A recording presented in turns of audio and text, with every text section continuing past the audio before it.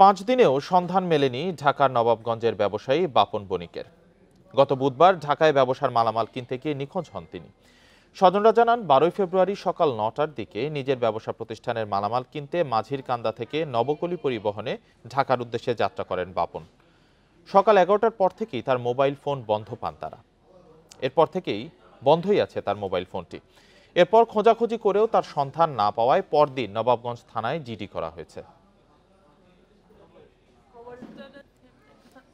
পরে থানায় গেলাম, কোনো কিছু নিউজ পেলাম না। ঢাকা শহর মেডিকেল থানা পুলিশ কোনোখানেই আমার ছেলেকে পাওয়া যায় নাই। আমি চাই যে আমার ভাই বাসায় চলে আসুক, যে কোনো মূল্যে, যে কোনো বিনিময়ে। খুঁজ বাপন বণিক নিরাপদে বাবুবাজার পর্যন্ত গিয়েছে সে ব্যাপারে আমরা নিশ্চিত।